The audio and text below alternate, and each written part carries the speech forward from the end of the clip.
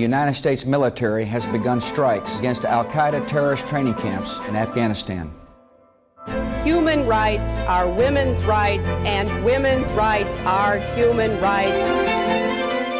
People matter, freedom matters, peace matters, Ukraine matters.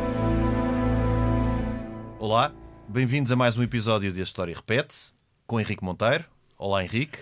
Olá, Lourenço. E comigo, Lourenço Pereira Coutinho. Hoje vamos falar sobre a dura imposição e construção do comunismo na China, processo que teve Mao Tse-tung por figura central. O confronto com fenómenos como a Grande Marcha, o Grande Salto em Frente ou a Revolução Cultural impressionaram pela invulgar resiliência dos chineses, mas também pela brutalidade, irracionalidade e desrespeito pela individualidade. Caro ouvinte, daqui, posto emissor do Movimento da Música em Portugal. Eu sou Miguel Cadete, diretor do Blitz, isto é um takeover. É isso mesmo, o podcast Posto Emissor tomou conta deste podcast que agora estava a ouvir. E temos um convite muito sério para lhe fazer. É para uma festa, diria mesmo uma grande festa. Vai ser no dia 12 de dezembro, na Mel Arena, e os bilhetes já estão à venda. O motivo desta celebração, 40 anos da Blitz. Isso mesmo, 40 anos da melhor música portuguesa, com concertos muito especiais dos Chutes e Pontapés, Capitão Fausto, Maro e Gisela João. O que vai poder ver, ouvir e sentir ao vivo é algo que promete ficar para a história, para a da Blitz e para a sua. Contamos consigo? Como foi então que uma civilização milenar de base confuciana tornou-se num Estado comunista que, sob a liderança de Mao Tse-tung, executou políticas draconianas que provocaram calamidades em larga escala? Para um enquadramento breve do processo, tome os meados do século XIX por ponto de partida.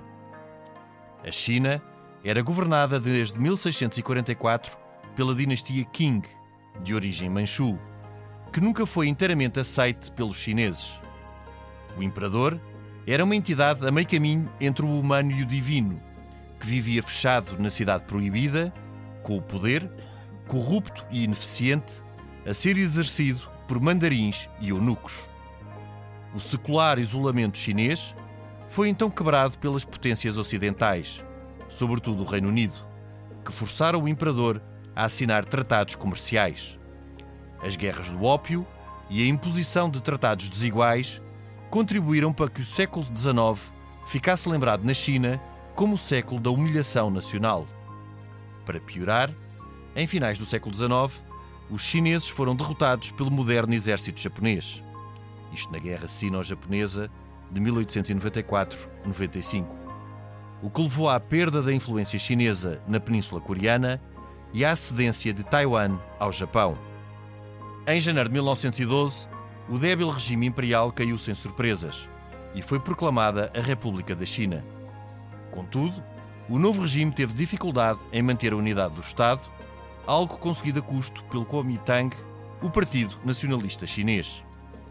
Este resistiu às tentativas expansionistas japonesas, particularmente evidentes após a Primeira Guerra Mundial.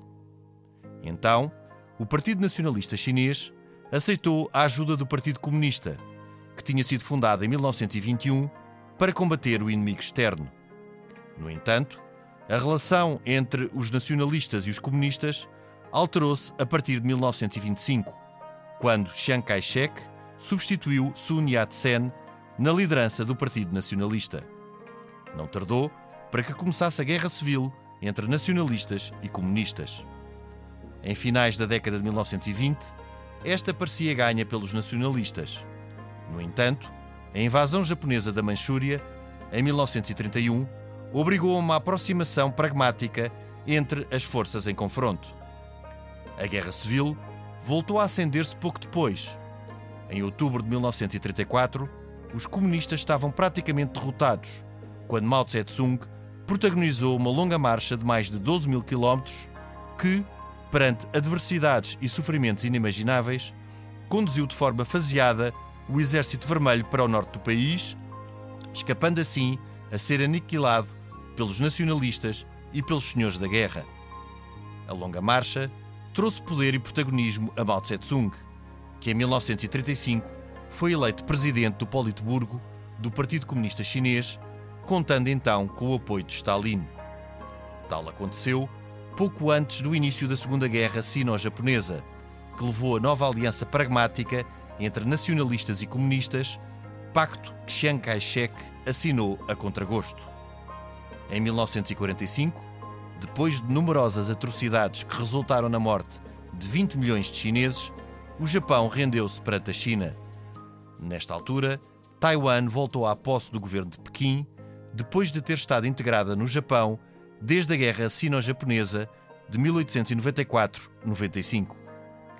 A rendição do Japão não significou, porém, o fim das provações para os chineses. A intermitente guerra civil entre nacionalistas e comunistas regressou em 1946. Então, o início da Guerra Fria levou os Estados Unidos a apoiarem os nacionalistas e a União Soviética a suportar o Partido Comunista Chinês, embora Stalin o tenha feito sem grande entusiasmo. De forma surpreendente, a tenacidade e militância dos comunistas acabou por levar a melhor, sendo a República Popular da China proclamada em 1949, à altura em que os nacionalistas de Chiang Kai-shek retiraram para Taiwan. A experiência comunista chinesa baseou-se no pensamento de Mao Tse-tung, chefe de Estado e líder do partido.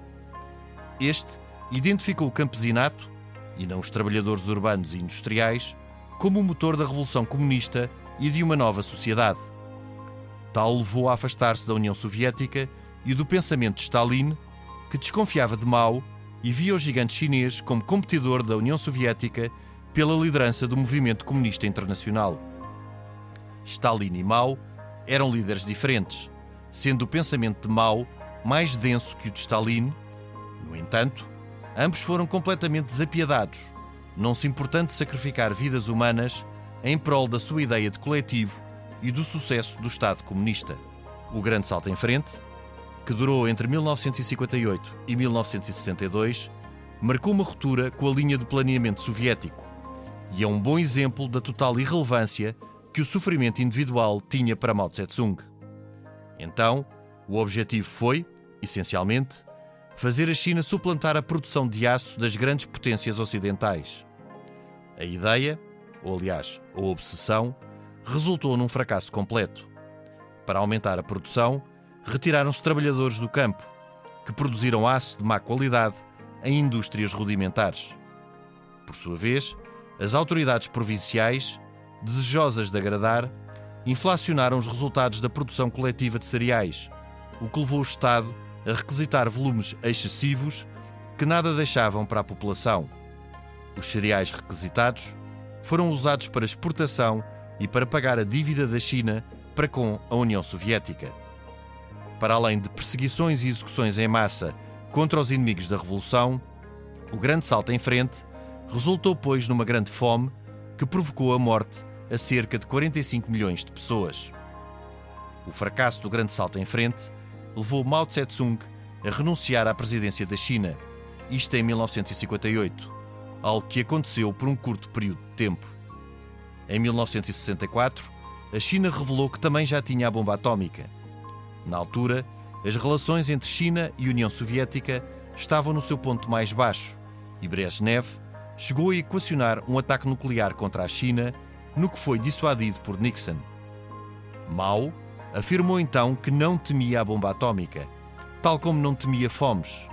Segundo disse, podiam morrer 300 milhões de chineses, que ficariam muitos mais para iniciar a recuperação. Então, Mao Tse-tung já tinha recuperado o poder e iniciado a Revolução Cultural. Esta foi uma resposta à tentativa de Deng Xiaoping e Liu Shaoqi de o afastarem da chefia de Estado, e teve por objetivo a eliminação do que restava da cultura chinesa tradicional, junto com o pensamento capitalista. Numa ideia, a Revolução Cultural procurou branquear o fracasso do grande salto em frente e impor o pensamento único de Mao Tse-tung. As classes intelectual e dirigente foram as grandes vítimas da Revolução Cultural. Sucederam-se ataques ao património, como à cidade de Corfu, onde Confúcio nasceu, purgas e perseguições, com execuções, envios para campos de reeducação e humilhações públicas dos acusados. Durante a Revolução Cultural, o culto da personalidade de Mao resultou numa autêntica hipnose coletiva. Por fim, O início da década de 1970 trouxe alguns sinais de mudança. Em 1971, a China substituiu Taiwan como membro do Conselho de Segurança da ONU. No ano seguinte, os Estados Unidos, de Nixon, e a China, de Mao e do primeiro-ministro Zhou Enlai, restabeleceram relações diplomáticas. Na altura, Mao estava já condicionado pela doença de Parkinson. Tal levou à subida ao poder do chamado Bando dos Quatro, que era fiel a Mao Tse-tung. O chamado Grande Timoneiro morreu em 1976. Tal significou um ponto de viragem decisivo na história da China. 2 anos depois, Deng Xiaoping, antigo secretário-geral do Partido Comunista Chinês, que foi perseguido por Mao durante a Revolução Cultural e enviado para um campo de reeducação, tornou-se líder da China e do partido, iniciando a sua via da reforma e abertura. O momento abriu caminho à construção da China moderna, uma superpotência desconcertante e, pelos padrões ocidentais, difícil de entender e explicar. Para a história, ficou o tempo e o legado de Mao Tse-tung, um homem indiscutivelmente resiliente e obstinado, para quem o sofrimento de milhões não era motivo suficiente para que um grande timoneiro se desviasse de um rumo coletivo e realista. Enfim, foi aqui um enquadramento algo largo, mas também este é um percurso complexo. Henrique, de facto, Mao é contemporâneo de Stalin, depois continua-lhe, eles são muitas vezes comparados. A instauração destes regimes é sempre brutal e pensada com o coletivo à frente do individual. Houve muito sofrimento no povo chinês e, sobretudo, muito sofrimento para os poucos resultados conseguidos. Para os poucos que são nenhuns, porque a gente tem que pensar assim, tanto na... bem, primeiro, o grande salto em frente tinha por objetivo, como tu disseste, exponenciar a produção agrícola e também a produção industrial, nomeadamente através do aço. E há coisas muito curiosas. Por exemplo, o partido mandou... Há um livro fabuloso chamado Cisnes Selvagens, sim, que é um romance sim. fabuloso, que eu recomendo já que as pessoas que nunca o leram leiam, porque isto está lá tudo explicado, e está explicado por quem o viveu. Claro. Não é por um historiador ou por um teórico. Quem sentiu na pele. Por quem sentiu na pele e veio de uma família que já tinha sentido isso tudo. É que na altura, por exemplo, dizia-se assim, entregar uma picareta... Era assim aquelas frases chinesas do Mao, não é? Entregar uma picareta é um ato revolucionário. E porque eles diziam que as famílias deviam ter fornalhas no quintal para fazer aço, quer dizer, era uma espécie de aço caseiro. Sim, rudimentar, muito rudimentar. Aquilo não valia nada. Esconder um prego é um ato contra-revolucionário. Porque era não aplicar o prego era contra a coletivização. Exatamente, contra e não produzir aço através do prego. Mas depois havia muitas mentiras, quer dizer, por exemplo, eles falavam em produções Sputnik. Sputnik, como se sabe, foi um satélite lançado pelos soviéticos, não é? E, portanto, era uma coisa muito grande, não é? As produções Sputnik.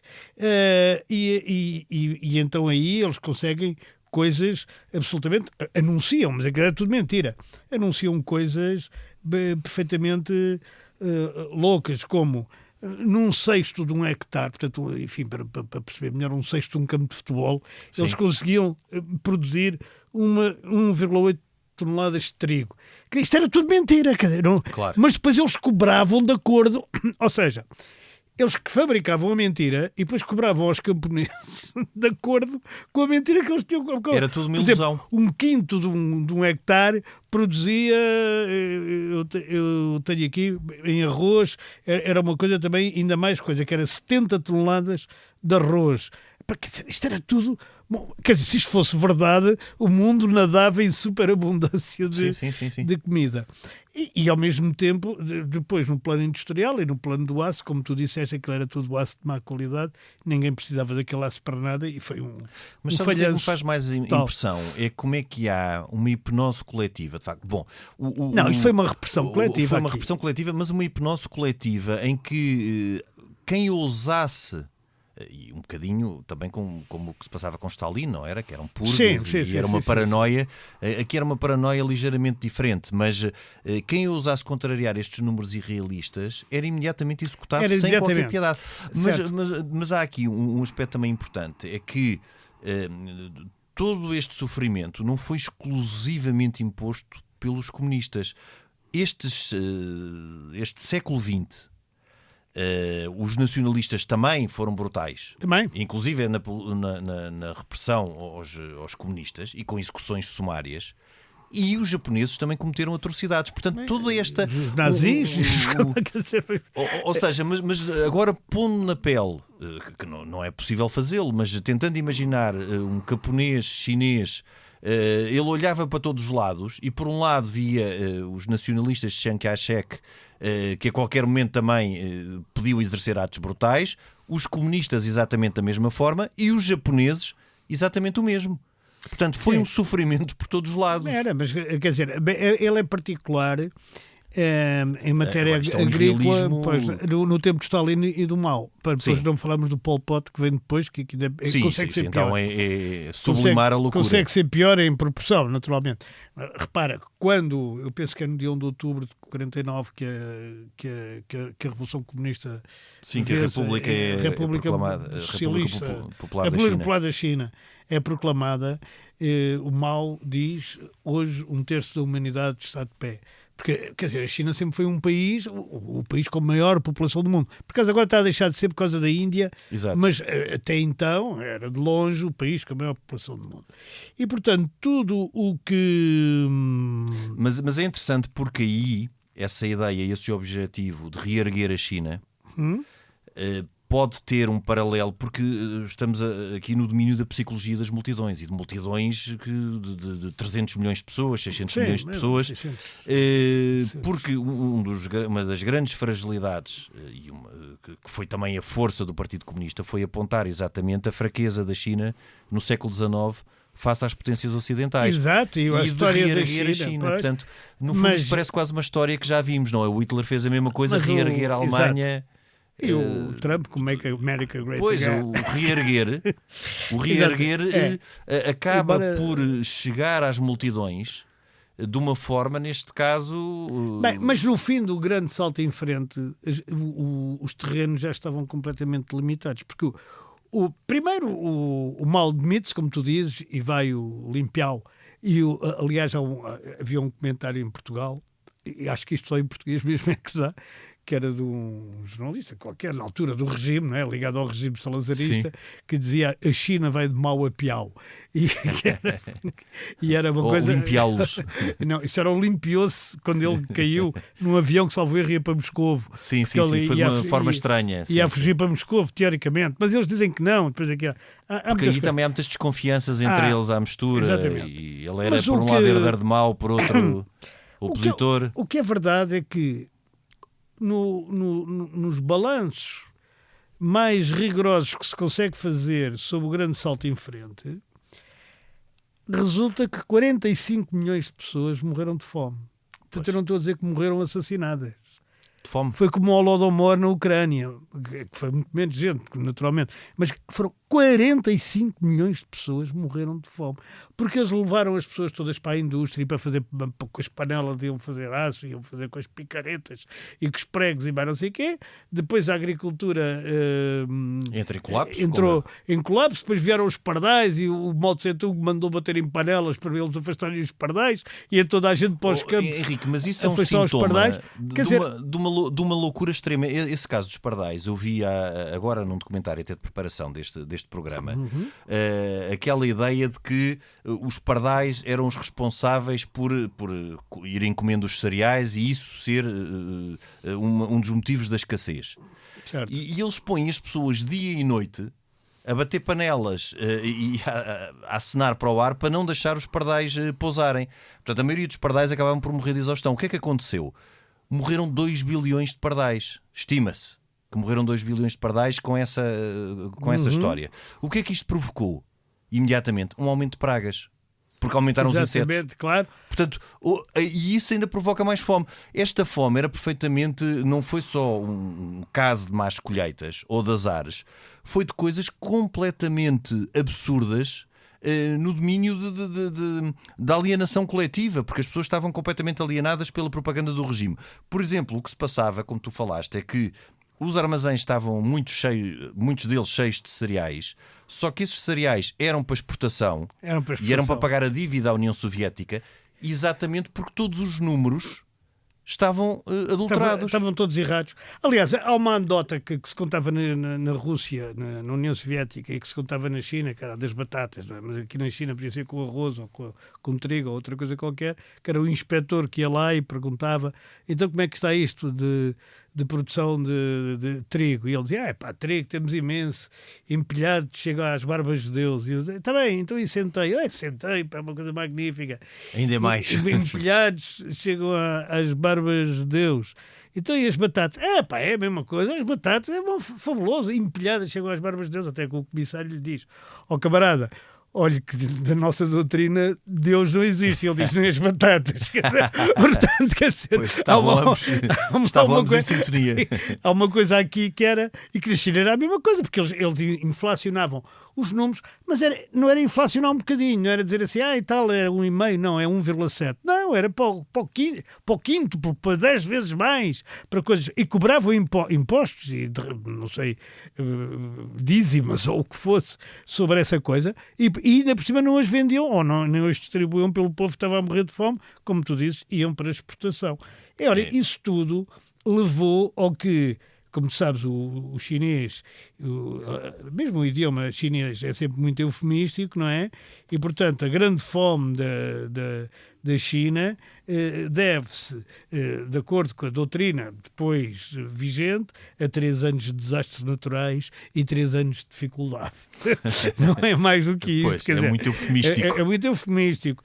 Mas é isto que leva depois à Revolução Cultural.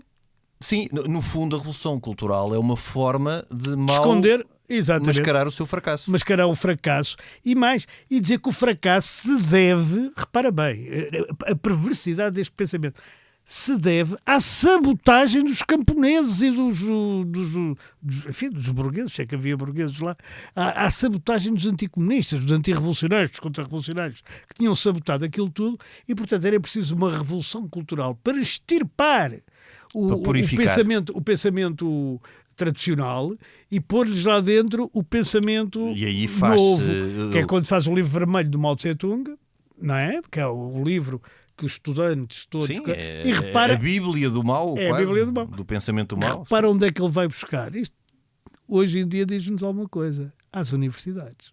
Claro. A Revolução Cultural começa nas universidades. E não é por ser cultural que começa nas universidades. É porque nas universidades não se tinha, como hoje não se tem, a ideia de nada, quer dizer, do que se passa. Sim, é facilmente manipulável, não é? E ele começa, de facto, a ir das universidades e dali vai andando. Mas aí a Revolução Cultural é quase mais chocante. Bom, todos estes processos são absolutamente chocantes, porque... Mas que tiveram a complacência de muitos intelectuais europeus, é preciso dizer, a começar pelo Sartre, por exemplo. Claro, também estavam bastante mal informados, ou estavam bastante iludidos, ou quiseram-se iludir. Mas a mim o que mais me impressiona, e sobretudo faz-me impressão, quando mencionaste esses intelectuais, no mundo ocidental, onde toda a base da nossa civilização contemporânea se baseia no indivíduo e no cidadão, é esta total ausência de respeito pela individualidade. E para manejar massas, para manejar milhões de pessoas, isto que o Mao disse sem qualquer pudor, não há problema nenhum com uma guerra atómica, nós não temos medo nenhum disso. Nós temos cá mais 300 milhões de pessoas. O Stalin já tinha dito, uma morte é uma tragédia, 30 milhões é uma estatística, não é? Pois, portanto, o Stalin também não havia qualquer respeito pela liberdade individual, nem pelo indivíduo enquanto pessoa. Mas esta capacidade de uma hipnose coletiva, ou de quem verdadeiramente adere, ou de quem não adere, mas para salvar a cabeça finge que bate palmas, que é muita gente. Que na China é pior que na Rússia. Que na China é muito pior que na Rússia. Na União muito Soviética, pior, quer dizer, é pior. Bastante. Na União Soviética havia simulacro de julgamentos. Sim, aqui Na China era nem sumário. julgamentos havia, quer dizer, punham as pessoas com as orelhas de burro e com um cartaz à frente a dizer E que eram era achincalhadas, eram achincalhadas em praça eram, pública. Pois eram mortas, não é? Acusados de contra-sabotagem. Henrique, mas tudo isto também, se nós formos à gênese do que são estes povos e as relações destes povos com o poder, é interessante como, tanto no caso da Rússia como no caso da China, nós temos líderes absolutamente distantes. Bom, o imperador chinês é ainda mais distante do que o czar russo. Mas mesmo assim eram figuras completamente distantes das pessoas. O imperador estava ali a meio caminho entre a divindade e uma pessoa comum, não é? E as pessoas, fechado na cidade proibida, sem qualquer contacto com a realidade. E, portanto, eles não esperavam, o chinês não esperava que o imperador fosse capaz de exercer aquela figura paternal que existia, por exemplo, na Idade Média no espaço europeu, ou mesmo que os russos tinham em relação ao seu czar, porque os russos chamavam Papiusco, o nosso pai ou imperador. Aqui no caso da China era uma figura que estava completamente à margem e que não mexeria uma palha para os ajudar. Portanto, os chineses não esperavam benevolência do poder, nem esperavam que o poder lhes simplificasse a vida ou lhes atenuasse o sofrimento. Isto é cultural. E isto acaba por ser transversal e, apesar das tentativas no princípio do século XX, inclusive quando da instauração da República, porque o Sun Império Yat-sen é completamente ocidentalizado. E procura fazer aquilo que os japoneses fizeram, que foi ocidentalizar-se, se bem que os japoneses depois também entram no princípio, em finais do século XIX, princípios do século XX, numa fase expansionista e brutal. Que depois é travada em 45 com a derrota na Segunda Guerra. E com 2 bombas atómicas. Sim, obviamente. E de forma horripilante com 2 bombas atómicas. Mas há quem na China procure seguir os passos do Japão. Só que isso é travado pela própria dinâmica e não só pela atomização, porque a China estava completamente dividida e depois são os nacionalistas do Chiang Kai-shek que conseguem unificar a República em finais da década de 20 e que vão fazendo alianças. É interessante como tanto uns como outros despem-se completamente de valores e fazem alianças completamente pragmáticas para no dia seguinte estarem novamente em guerra civil um com o outro. O Partido Comunista Chinês chegou até dentro do Kuomintang, que era uma frente. Era uma frente. Era uma frente, eles tinham alguma autonomia, mas estavam lá dentro. Estavam, só com o Chiang Kai-shek é que há um afastamento depois dos comunistas. Com o Chiang Kai-shek há, mas com o Sun Yat-sen. O Sun Yat-sen era um republicano, assim como aqueles que a gente teve cá em Portugal, praticamente, não é? Sim, no princípio do século. Aliás, relativamente liberal.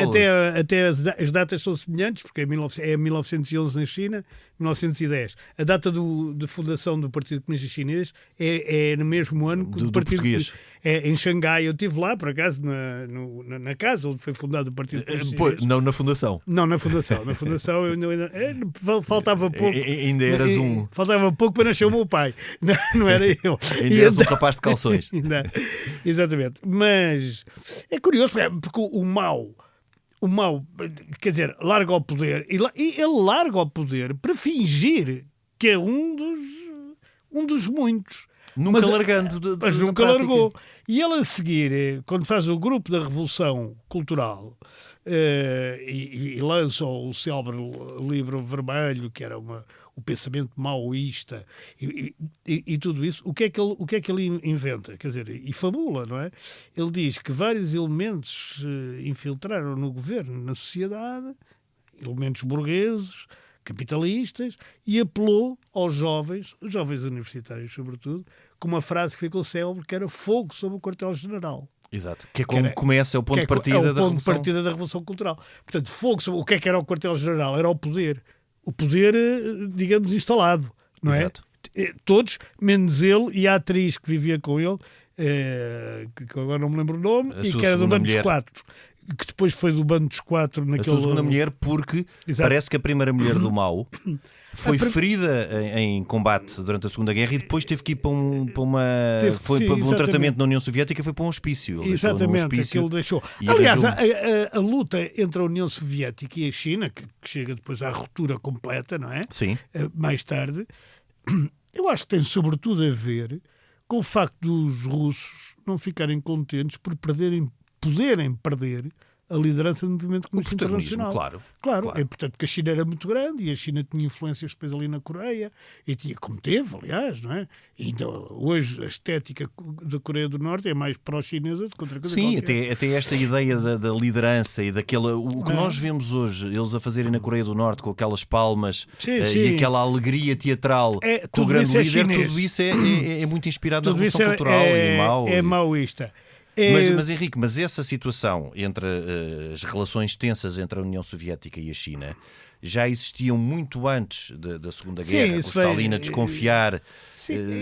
Aliás, pela própria matriz inicial dos partidos comunistas, um baseado no campesinato e outro nos trabalhadores. Isso também é uma parte teórica, mas é teórico. Eu penso que isso não é o fundamental. O fundamental é mesmo prático. Quem é que manda, quem é que lidera. Claramente. Quer dizer, os russos e o Stalin em particular, mas até depois, acham sempre que devem ser eles, porque a revolução foi feita lá e a liderar o movimento comunista internacional. E eles têm que liderar o movimento comunista internacional. Mas aqui eles estão perante um país também muito grande, com uma população muito grande. Exatamente. E do lado chinês... Isso leva a rupturas em todos os partidos comunistas, incluindo no português.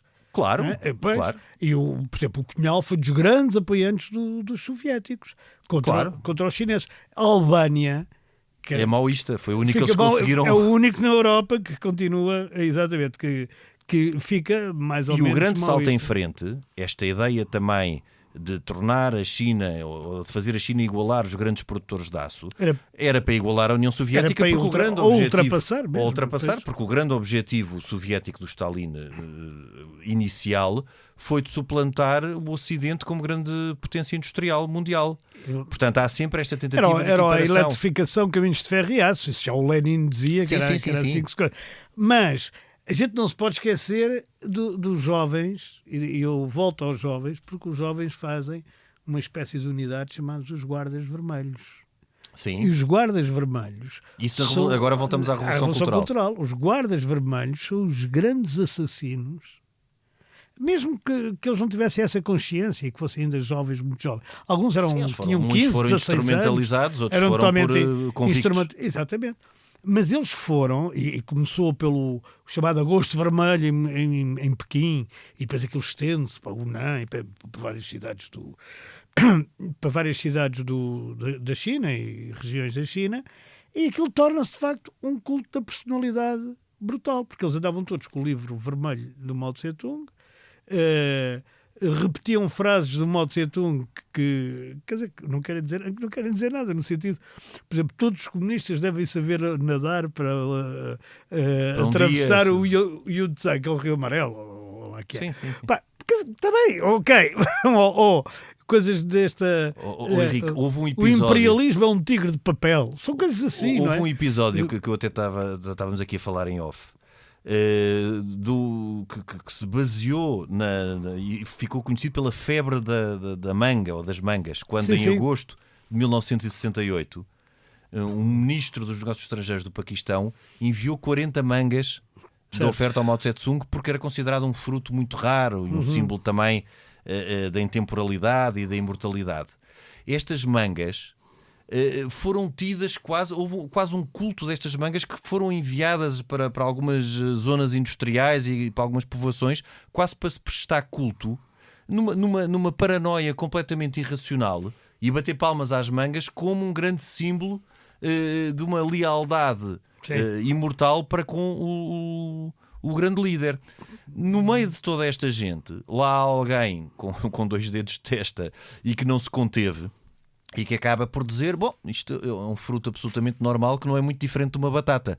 Pois ele é imediatamente acusado de sabotagem e nem vai para um campo de reeducação. Ele é executado. Portanto, isto é a paranoia no seu auge. Nós temos incidentes absolutamente... Por exemplo, os campos de luta, que eles vestiam, ou punham umas pancartas, como é que se chamam? Uns papéis... umas coisas punham umas coisas quaisquer à frente e nas costas do acusado. Sim, quase com os crimes que cometeu. Os crimes que cometeu, e uns barretes, umas orelhas de burro, iam ser humilhados publicamente, no meio de um círculo, quer dizer, onde estavam centenas ou milhares de pessoas que o humilhavam, até ele confessar os crimes que tinha cometido. Coitado, não é? Que remédio ele tivesse cometido ou não. E quando confessava, duas coisas podiam acontecer. Uma era para ir para o célebre campo de reeducação, outra era ser morto logo ali. Mas, por exemplo, há um massacre em Quanchim em que há conhece hoje que houve incidentes de canibalismo humano em grande escala.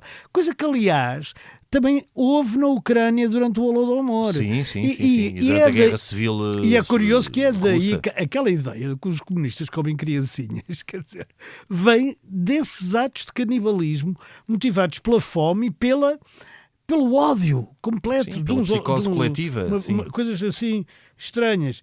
E, portanto, nós temos que foram dezenas de milhões, mas dezenas, centenas, calhar, de milhões de pessoas perseguidas, mortas. Eles e a família, porque na China a família... Bem, a Rússia também, a União Soviética também teve alguma coisa Sim, disso. mas particularmente na China, isso era, a família sofria por tabela. Exatamente. Sempre. E era tudo. O Li Shaoxi, que foi o segundo presidente da China e que foi presidente do coisa, o Li Shaoxi foi perseguido até à morte, não é? Foi morto. O Wilong também, que era outro grande dirigente. O Peng Dehuai, o próprio Deng Xiaoping, que teve num campo de reeducação, que era mais moderado nesta fase. Reeducação. E o que acontece é que mesmo pessoas que foram eles que meteram o Mao na direção, porque o Mao não é quer dizer, a origem dele não está na fundação do Partido Comunista, quer dizer, é mais tarde, e portanto, esta gente que andou com o Mao ao colo, pois o Mao paga-lhes destas maneiras atrozes, não é? Mata-os a todos. Sim, e numa visão completamente coletiva da sociedade, depois, por outro lado, isto é absolutamente desconcertante e difícil de perceber. Por outro lado, promove-se um culto da personalidade. Porque esta ideia de que o comunismo é o coletivo vai coexistir durante a Revolução Cultural, porque isto é sobretudo da fase da Revolução Cultural, com um culto de personalidade.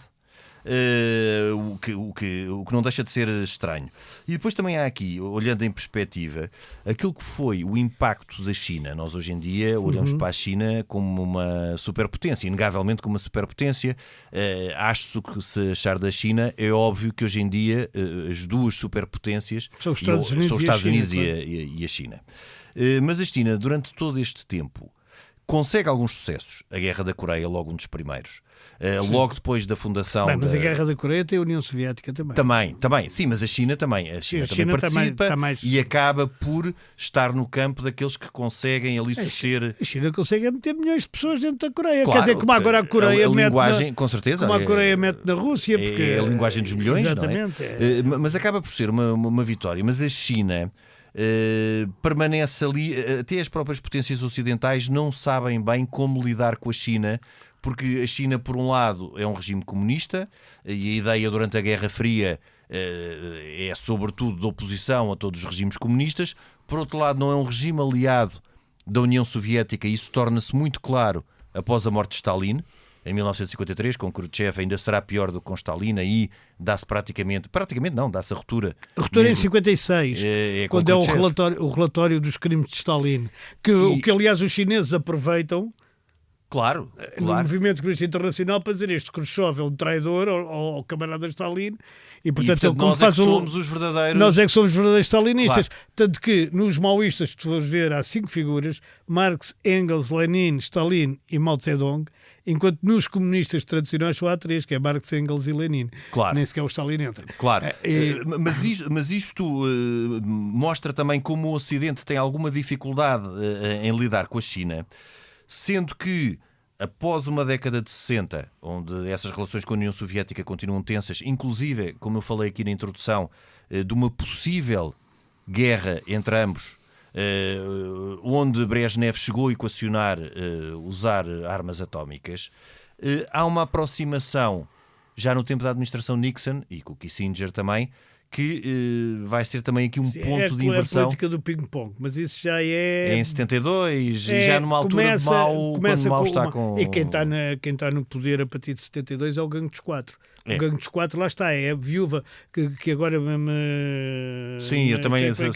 Xian Jing. Ela era uma atriz, não é? Era Xian Jing, era uma atriz da ópera de Pequim, ou uma coisa qualquer. A ópera chinesa é uma coisa que é muito diferente do resto de tudo que a gente possa imaginar, independentemente de ter qualidade ou não, e era mais o Zhang Xiuhao, o Yao Yewang.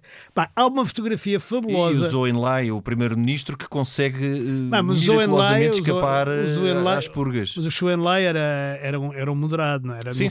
Ele estava feito com um senhor que era presidente da Federação Chinesa de Bridge, que era o Deng Xiaoping.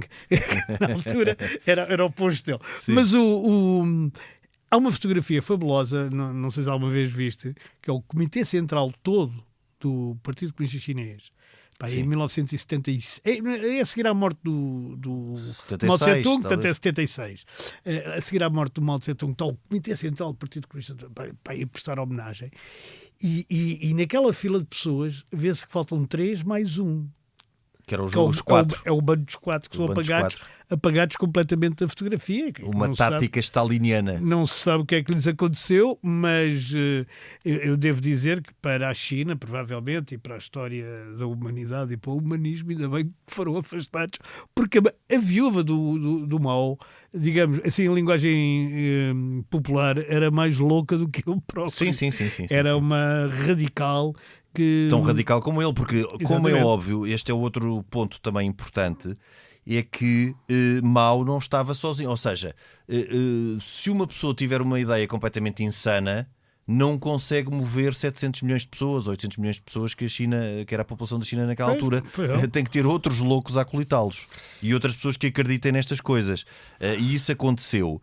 Se bem que é um caso absolutamente estranho, porque no final... Se olharmos só para os números, não olharmos para estas questões de sofrimento individual e de tudo o que foi a barbárie destes momentos, o grande salto em frente e a revolução cultural sobretudo, e a Grande Marcha também acaba por ser, mas a Grande Marcha tem algo de hipopeico. Sim, a Grande Marcha é algo tem. de diferente, porque 12 mil quilómetros, e foi isso de facto que Mao capitalizou até ao fim. É que ele, sim, com grande determinação e obstinação, é verdade, e com muito sofrimento, porque de facto não havia contemplação para com o sofrimento individual, consegue conduzir e salvar o exército popular da China. E o Partido Comunista. E o Partido Comunista, por assim dizer. Mas, olhando em perspectiva e olhando só para a frieza dos números, também o ponto de partida era um ponto de partida muito, muito baixo e muito limitado. Mas a China aumentou de população no tempo de Mao.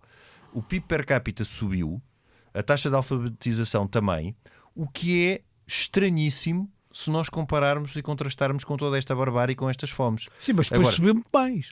Claro, quer dizer, o que tu tens que ver é que no tempo de Deng Xiaoping, quer dizer, quando o maoísmo é definitivamente enterrado, a China sobe a números astronómicos. Parece os campos de Sputnik, não é? Isto é só perverso, porque a frieza, o que só mostra o que a frieza dos números não nos mostra. Não mostra nada, porque eles eram tantos que mesmo que a taxa de reprodução fosse muito pequena, e baixou de 2, tal para menos de metade, para 1, a taxa de natalidade. A taxa de mortalidade aumentou brutalmente de 12% para 27%, quer dizer, tudo aquilo foi mau, mas mesmo assim eles conseguem subir de população e conseguem subir de rendimento. Para já, porque o rendimento é dividido por menos, porque a população baixou. Claro. E, portanto, o PIB per capita tem tendência a subir. Depois, portanto, todas as taxas também têm tendência a melhorar. É um país muito grande. Agora, o que é verdadeiramente espantoso é que muito pouco tempo depois de Mao ter morrido e disto tudo ter acontecido, aparece um chinês que é do Partido Comunista, que é o Deng Xiaoping, que tinha estado num campo de reeducação, e diz coisas como: não me interessa se o gato é branco ou preto, o que interessa é que caça ratos. Ser rico é glorioso. E coisas deste estilo. Mas essa do rato é branco ou preto é até muito confuciano.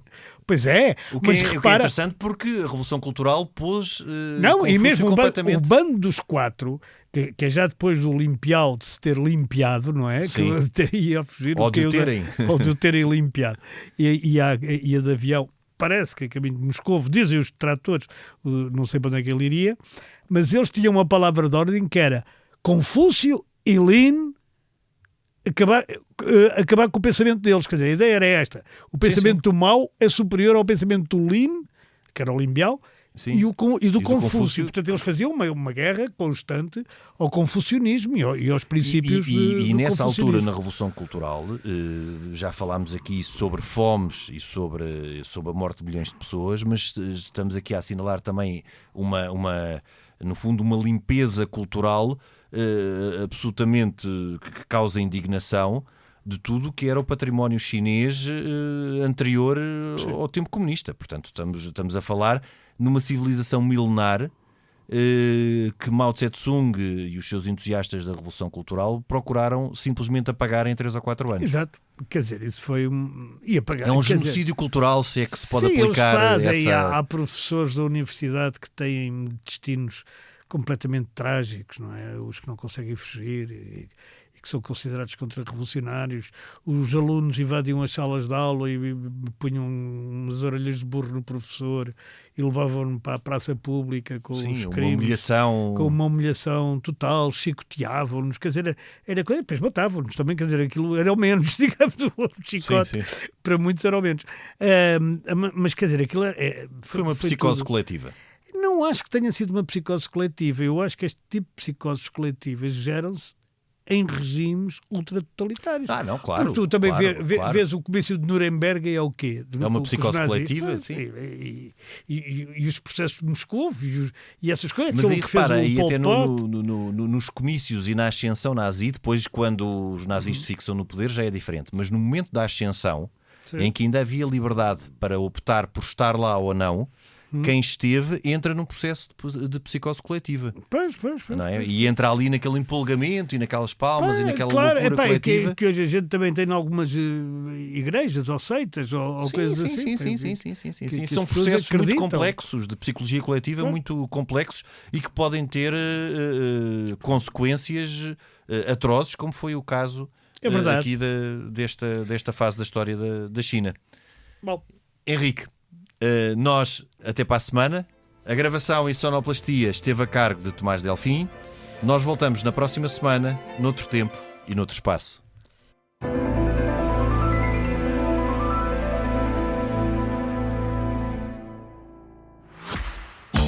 Caro ouvinte, daqui, posto emissor do Movimento da Música em Portugal.